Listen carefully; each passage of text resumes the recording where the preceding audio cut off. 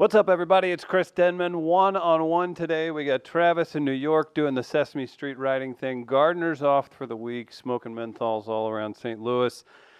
Going to tell you about some sponsors in a minute, but let's say hello to our very special guest, the one, the only, one of the funniest people on the planet, Mr. Ian Bagg, everybody from Ian Bagg Bought a House. What's up, man? Good to see you. Hello, Christopher Denman, Mustache Williamson. Just What's got going off on, my buddy? shift at the volunteer fire department, buddy. Saved 3 Uh, cats this morning. Good for you, bud. They're all hanging off your mustache. They certainly are. What do you think about this? Man, it's been a minute since I've seen you. There's been a lot. We got a lot to cover, and I hope you've got some time to chat. You've Do you been up know? to a lot. Do you know the last time we hung out was when I put the good curse onto the St. Louis Blues. They got their asses beat so bad by your adopted hometown of Vancouver, and we had such a fun time. Like, we got the best experience ever, but the home team got drubbed, what, 5-1 or something? Something terrible. 5-1.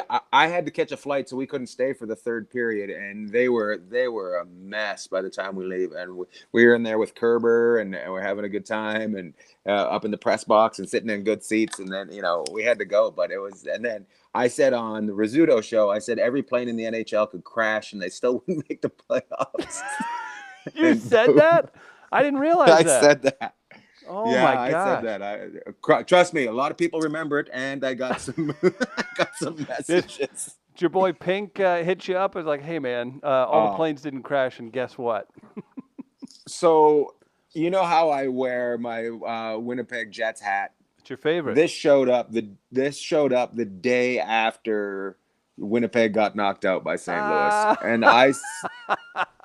and I said I would not wear it until they won the cup because I didn't want to put it on and start wearing it and then jinx it and everybody got knocked out and boom, I didn't wear it. And who won the Stanley Cup? My God, it was the St. Louis Blues. So us attending the game and then you Ah, yeah, avoiding a hat. Good for you, man. yeah, Hey, Pat yeah, Maroon, yeah. he's It had nothing to fine. do with them skating hard. Were you surprised? Everybody's surprised, but I don't know. You're a little further away from it than the St. Louisans, man.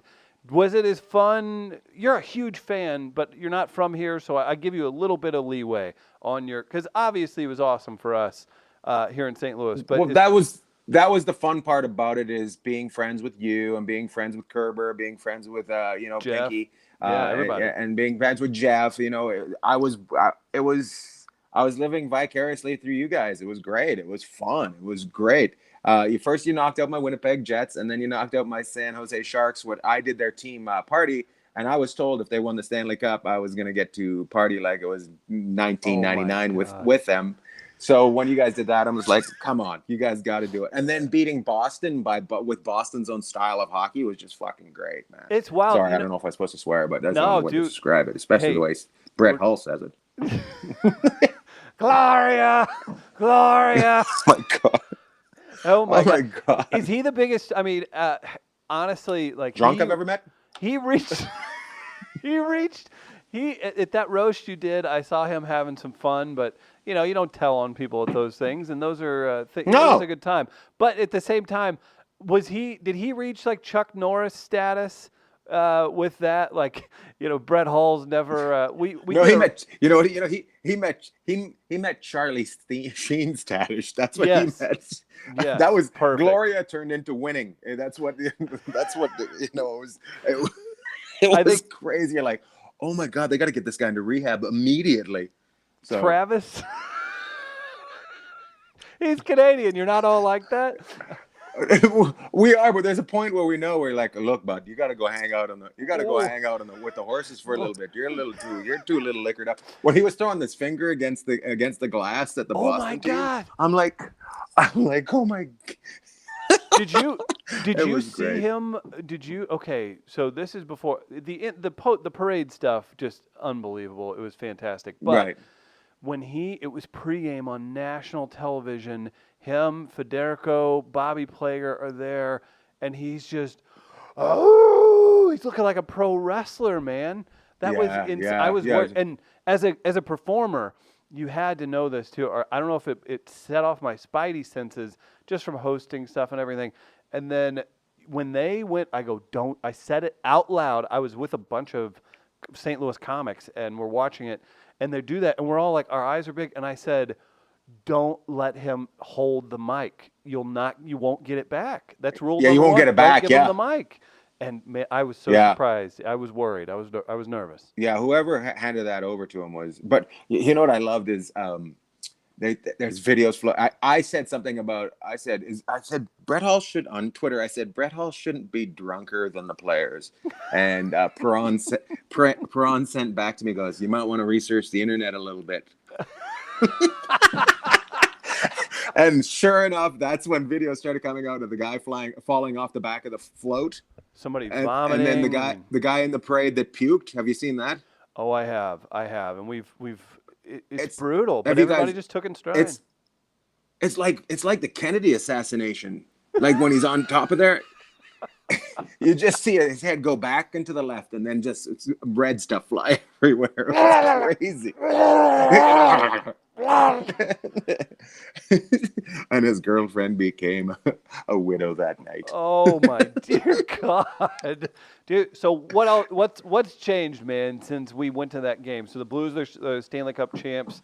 You're doing you're doing some physical therapy. You look a little skinnier, dude. I'm down like 50-something pounds since we've hung out. You're looking great. Yeah, I started doing the physical therapy helped out, and just getting rid of pain. So I just started working out and dropping it. Just at some point you're just like, I just got to get away some of the weight. So I just I'm slowly taking it off. I've lost some, and I'm just getting rid of some more, and just just take it in stride and just get stronger. I feel I started skating again, and that's fun, and just regularly just things like that. So that's great. Yeah, so it's good. I'd love to play in a league, but I just don't have the time, and just doing the thing. So yeah, I'm just out there. I sold a script to a company, so I've been working on with that, and we're trying to take it to the next step, and hopefully it'll get done at some point. But who knows? You never know with scripts and shit like that. So, well, and congrats, then the podcast is I'm in love with the podcast so much. Because I learned so much, owning the house, and it took a different route. Mike left the show, and now I just have different experts on every week. I just put out a thing on Facebook, and looking for. I love to talk to different people, and you learn different things from different people. So it took on kind of a new form. So it's a little bit more serious now, which I don't mind, and it's still stupid as ever because it's me. So it's just fun. Maybe that was the trajectory all along. I mean, that makes sense. Mike's a good guy and a smart contractor, and I enjoyed meeting him and all that. But at the same time, things change with shows, as we know, and man, it's tough, dude, putting everything together. So maybe that's the best route for you. It's a podcast, so it's a long struggle, and you get your dick knocked in the dirt a lot with podcasts more than anything. I did Doug Benson's this weekend. I did Doug Loves Movies, and we were talking afterwards, and he said he's been doing it for 14 years. It's crazy. And he said, I just started out at a time, and I was lucky. There just wasn't many. So it's different, and it's a niche one, and people just grew into it. It's kind of like a game show now. It's really fun. I had so much fun on it. It was great. So he tours Doug with Benson's it, right? Doug Loves a Movie. Yeah, he tours with it. It's basically he does a little bit of stand up and mostly the podcast. So it's pretty cool. That's nice too. And just fun times. And he's I've never talked to him. He seems like a super nice guy, and I think he's very funny. Super nice. He's high all the time too. So if he can bust his ass and do it, like a lot of people can, right? And he's way older than he looks, so he's just really relaxed. Yeah, it's great. He's making money, and I anybody that makes money in this business, God bless to him. So it's really fun. So yeah, just doing stand up, traveling. I was in Pittsburgh this weekend. I got to do the PPG Paints Arena with Bill Burr and Billy Gardell. It was pretty, and Roy Wood Jr. It was packed. It was 7,000 people. 7,000 people. I saw your social media, man. That and killers on there too. Was it just nonstop laughter for the whole show? Yeah, it was just always a kick-ass show. It was just like so much fun. So was that a radio show? Yeah, DVE. It's huge. It's huge. It's Pittsburgh's big place, and they've started doing. I think 10 years ago they started doing a comedy festival, That's and it great. started out small and just grew. And I actually thought about you because as you started your comedy festival, it's a great thing to do, just one show a year and just let it grow, and Rock it then out. as it grows. Man, Yeah, we've since we've hung out or whatever, we've started this new company. It's called Midcoast Media. I'm in a studio that we own right now. We've got all the I love equipment, it. video. It's really cool. We've had Lou Ferrigno in here. We've had No way. some great comics. Yeah, man, Lou Ferrigno. Like, I don't know if you could see this. So you've met me in person. You and I both have pretty big Right, right. hands, right? Dude, I'm Uh-huh. not kidding you. His hands were like half a finger longer than mine, and I have giant hands. I couldn't believe, and he's the sweetest guy. But yeah, so we've had some cool people in. Lou Ferrigno. You know who's taller than I realized? Do you know Bill Bellamy? Yeah, he's pretty tall. He's like 6'6" or something like that, right? No, he was a little shorter than me, but he was He around was? 6'3". Yeah, but he's also 54 and looks 10 years younger than me. So fuck Bill Bellamy. Damn it. Well, I'm going to tell you right now, as a white man, I'm going to tell you, black don't crack. It is It's fantastic. it is. Oof, man. Yeah, Miss Pat's 84 years old. She was just in here. And Miss Pat has been dead for 10 years. She has. That's how it works. No, man. That Miss show. Pat said the funniest.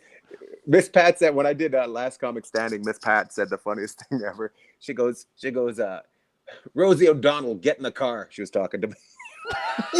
She kept, Why I've is it? never felt manlier in my life. Oh, that's so amazing. Why is it too when she says, "I got shot in my titty when I was 16"? It's the funniest phrase I've ever heard in my life, and I think a lot of people. Yeah, are you don't funny. even care. It's Yeah, amazing, you're like, man. that's hilarious. No, so that's fantastic. So you're just fresh off the road with 7,000 people. Let's go back to the script a little more, man. You don't have to give anything away, but are we talking a series or animated? What are you working on? Yeah, it's a show based on my life, and basically I end up in the Virginia Beach area living because my wife's mom's sick, and I do something that makes me have to live there. So basically, the theory of the show is I get to live my dream, but it's a nightmare. Of like your existence in reality. Yeah, I get it. yeah. No, I get it. You get the best job in the world, and you just got to fight through it, man. So how Life is so funny. Just this morning. So it's July 1st today. So July 3rd, we have the big party down here where the Long Beach Fire Department does fireworks, and we're on the beach today. We got the tent out there, and this lady comes up and gives us a ticket, and I'm like, "What's this for?" And she goes, "Well, you're not allowed to store things here, Oh, good. and we're giving you a ticket." And I'm like, "Well, that's nice. You should probably give us the ticket when we're not here, because if we're here, we're actually at the fucking beach, you tool." Nothing's Like being my wife's stored. like, "Calm down." I'm just like, you can't tell somebody they're storing something if they're at the beach during No, the day. that's not how that I'm works. just like, wake up. And I'm just like, it's fun. It's just people are stupid. I'm just like, come on, wake up. Oh, They love they it. they truly are, man. It's stuff like that will make you. I see why people have violent outbursts at times whenever things like that happen. So I are we yeah. gonna get a pup date? Or are you reaching for a dog? What do we have? I'm trying to get Pearl in here. I think that'll make the video Come on, 10 times more popular. Oh yes. Pearly. What is up, Pearl? Get it. Last time I saw Get her, I in was there, Pearly. sneaking her You were snacks. feeding her. Yeah, I was sneaking her snacks Oh, at Canadian Thanksgiving at your house. I had to take her to the doctor. She shit so much. And Oh she's a no. French bulldog. They shit a lot, but she was fucking shitting up a storm, let me tell you. After Canadian Thanksgiving. Pearly, say hi to everybody in St. Louis. Tell them you're very proud of them for winning the Stanley Cup. Yes, they win at baseball all the time, but they don't always win at hockey. Don't get bored. Man, Don't get bored. Say hi to them. Pearl, what'd you have for breakfast? Oh, what do you think she had for breakfast? She had bacon and eggs. No, she had dog food. Okay, all right. I didn't know if you'd switch it over to caviar or something. Yeah, if she's she'd pretty taken over fancy. completely. Man, so my wife went to the French Laundry in Napa Valley a couple weeks ago, and now she thinks that she deserves fucking caviar all the time. Life has changed here. She's like, "Oh, cool! You sold a script, so now you can afford my new habits. Awesome." Yeah, I'm like, no. We made barely any money at all. Don't the word script and everything. Just yeah. So I feel like we had a garage sale. That's how much money we made. oh, good for you. Man, that's something. If you're a young writer or even just a writer trying to break in, I try not to name drop you too much, but I've just learned a lot just being friends with you for the amount of time I have now. Where it's even at super at different levels, there's always challenges. That's a good way to put it, right? There's always a challenge. There's always somebody trying to stop you, no matter where you go. So just have fun with it. Don't expect to be a millionaire, and try to live your best life that you can. So that's Yeah. don't expect everything to happen. And if you're not happy when you're poor, you're not going to be happy when you're rich. That's the biggest thing. Great point. Well, and that's a thing too. Say you sell the script and it even goes to pilot, it could get dropped immediately, right? No matter where it goes. They could have somebody else could have something like another channel could have something else like what I'm pitching, and that channel might buy it just to bury it. You know what I mean? Wow. So yeah, that's crazy. I don't know if you kept up, but my podcast co-host Travis Terrell is in New York doing Sesame Street Fellowship in Brooklyn. Are you familiar with this? That's crazy. How's he going to get there on time? Every morning he's back. He Good for him. Videos in, yeah. He's got a pitch, I guess, in 2 weeks, and he'll find out if he gets a development deal or not. That's kind of a cool thing, right? That's a great thing. Yeah, you should be really happy for him. I'm really happy for him too. No. Would you write for a show like Sesame Street if it just meant steady work? I don't think you would. You would? Yeah, I would, just to learn. I wouldn't do it forever, and I'd still have to go on the road and do my stand-up. But you can never. Whoa, shoot! I just lost my phone. My phone just fell over. You can never have too much knowledge. You know what I mean?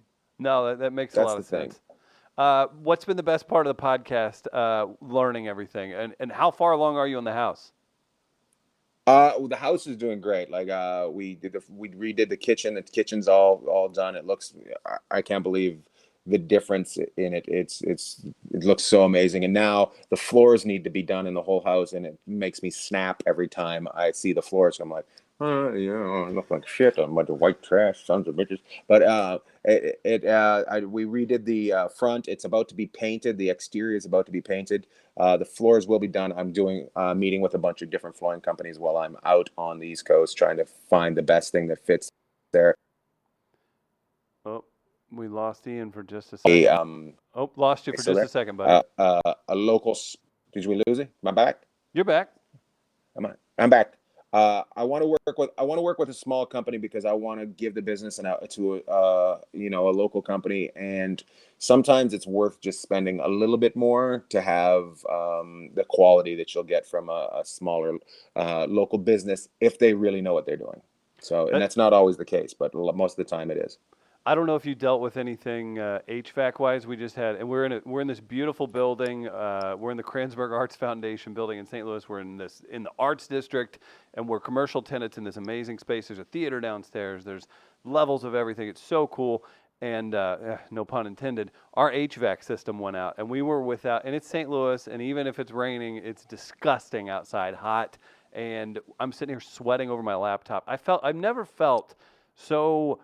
Just like I was like, man, I'm not allowed to complain about this because there's people out there digging ditches every day.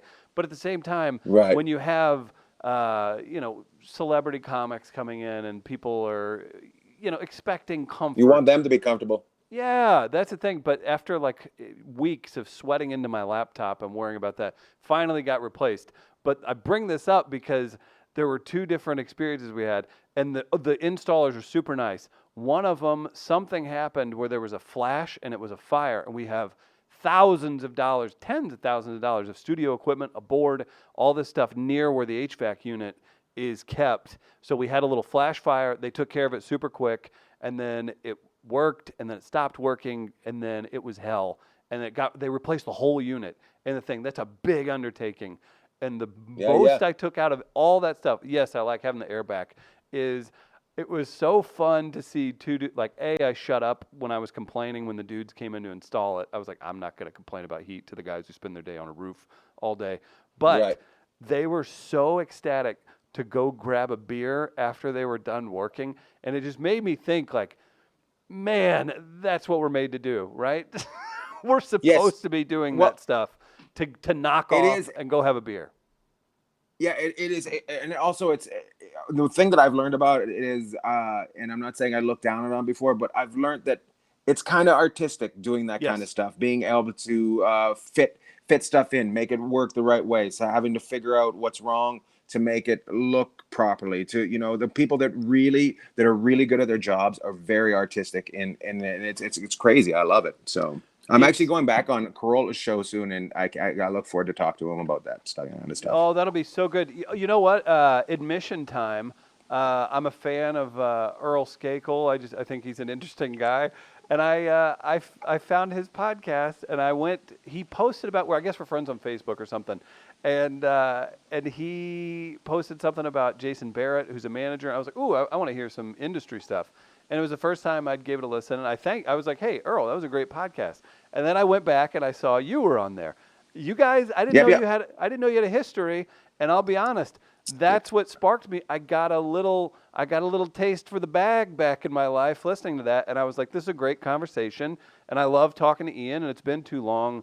I mean, I can text you whenever, but this is a fun form. But either way, I heard you on Earl Skakel's podcast, and I didn't know there was history there. That was kind of cool. Yeah, I've known Earl forever. I love Earl Skakel a lot. He's so great, and it's just and you're close to history. Like his cousin killed that person. His other cousin was killed. Like he's a Kennedy. It's just crazy. That's so wild too. And he seems like, and he's a hockey fan too, so you guys can bond over Huge that. hockey fan. That's why we bonded a lot there. And also he's an 80s metal fan, which So we're all kinds of.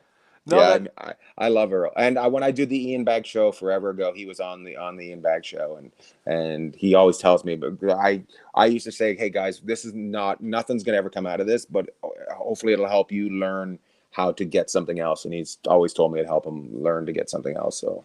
Isn't that crazy? The iterations of things, like whatever you spark, and then it turns into this. Even if it's just a friendship, and then if you're not in it looking for something weird, then something turns into something eventually. Always. Something always happens, and there's always going to be a couple freaks that freak you out. But if you get into things like podcasts and stand up, and you're in it for the right reasons. That one that you're doing might not become something, but something else will become something. Oh, it's so true. Does that make sense at all? No, it absolutely does. I mean, if you want to be cheesy or whimsical about it, it's just another step on the staircase, right? It is, and the people. There's very few people that have one step on the staircase. It's almost everybody's got 14 floors they have to get up, and every time you think, oh, I'm at the top, you're nowhere near the top. So. No, that's good advice too. Just speaking to that, big shout out to All Things Comedy. Our friend that we met down in Phoenix, TK Kelly, came through here, did a couple shows, actually stayed for a long time in St. Louis, did some shows, made a buddy out of that. He writes for Tosh, who you know. Good guy. Just good connections with that, man. I met a lot of good people down there, and it was fun. I retold Mia Jackson, I'm name dropping all over the place here, but Mia's another good friend now. But she was in Nashville, and she said, hey, this booker, Lucy, she knows you. And I was like, you know him? And then she was like, no, we were in Phoenix together. And then the gluten-free story came up. I don't know.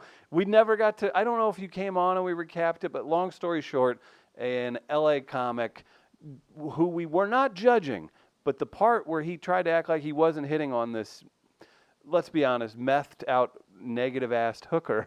Oh, he was kissing her every time anybody turned around. He was kissing her. It was disgusting. But he was doing. I'm gonna have to plug in because I'm losing power, so I'm gonna have to plug in. So I'm just gonna point it this way. Tell me. No, you're good. No, long story short, we rode a comedy bus with a guy who brought an extra from Breaking Bad. And it was the best roast 20 minutes ever had, and Ian led the charge. And it wasn't necessarily making fun of her; it was the situation. I don't know. Still, one of the funnier, better stories I've. Gotta be able to hear you. Anyways, this comic had a girl that was passed out. Tough to hear you, brother. Oh, there you go. She had no ass on her at all. But it was like a syringe had pulled it out. Like she traded it for drugs, right? Like her ass was part of a transaction. It was so bizarre. I lose you there, buddy.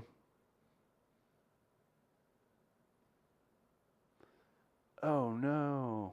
Hello, Ian Bagg. Hello. Oh, you there? I see movement. Wrong button. Movement. You there? Can you hear me? Yeah. I think we're back to good. Because I hit the wrong button by mistake. Oh, so, I forgive you.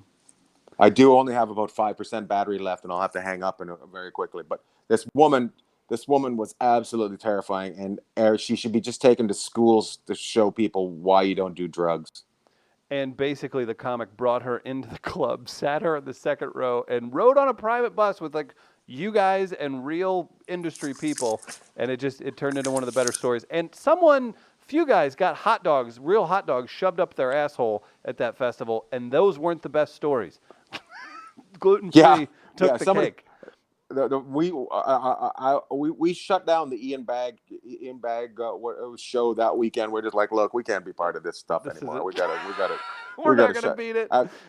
Because we can't beat that, and then also we can't follow these shows where the room smells like ass afterwards, so like not know that it's actually ass, and that's why it smells. That was rough. Yeah, it was tough, but you know what? I had so much fun that weekend. I met so many people. I loved it and hung out and seen some people that I hadn't seen forever, and yeah, it was great. Yeah, I love it. Certainly was, man. Well, hey, I know your phone's about to die. We'll do this again, regular, whatever you want to do. You know, you can call me anytime, right? You guys. Oh, absolutely. I watch it and I go, I hope Chris doesn't think I'm a dick or something. But yeah, never. You're busy. I sing your praises to every comic that comes through. I always like seeing people's, because they're like, oh, is that Ian Bagg? And I was like, yeah, he's a buddy. We did this podcast. And then I say, this is what I love saying. I go, yeah, I mean, Ian, he's one of the funniest people on the planet. I always like seeing people either agree, like, yeah, he's a monster, or just do the, like, not disagree, but, like, kind of jealous face. You know what I mean? Comics can't hide it. There's a couple of them. I won't say who the comedy is. I got taken down on Twitter. Some guy attacked me the other day on Twitter, and I was just like, all I could think was, oh, man, that's sad. This guy's thinking he's on my level. Oh. So I didn't even respond. So I'm like, dude, you're an open micer. You fucking... Ouch. You will never be anywhere near me, so I won't even respond to you. So we'll keep up the good work, dude. Let's do this again soon. We got a little more time. Yep. And I'm gonna see your brother this month. I'm gonna invite him out to the Ontario show because I think your brother is one of the funniest guys I've ever met. Say hi to your parents. They're such sweet people. Absolutely. Your fucking brother's so funny. He's ridiculous. He's ridiculous, and he's ridiculolously shy. Yeah, that's what's funny about 6'7", shy as they get. So 6'7", just a beautiful man. He's just a beautiful man. That's all that matters. Yeah, I can't wait to see him. It's been too long since I've seen him. And if you ever get stuck, he can pick you up and carry you to the hospital. It's a big plus. I love it when you're the tiny of the Denman. You're the tiny Denman. Yeah, when 6'3", 250, depending on the month, is the little guy. Depending on the time of the month. If I'm not having my period. That's a good point. Well, dude, congrats again on kicking so much ass. Let's talk again soon, man. Keep it up. Thanks for having me. Congratulations to Travis. Congratulations to you. Congratulations to your new air conditioning. Please, everybody, follow my Ian Bagg Bought a House. And also, I do a thing on Facebook called Ian Bagg's Lunch Friday, where I just take questions from people, and it's on Facebook. So if you just follow me on Ian Bagg Comedy, Mr. Denman, have a great summer. Let's talk soon. Yes, sir, buddy. Get Ian's merchandise online, too. We got the online store with our company. Yeah. Yeah, by Jack. Yeah. Make sure. Absolutely. Oh, Ian, I'm down to 2%. Okay, I think it's dying, so I better go. Be good. I better go. Ah! Bye. See you, buddy.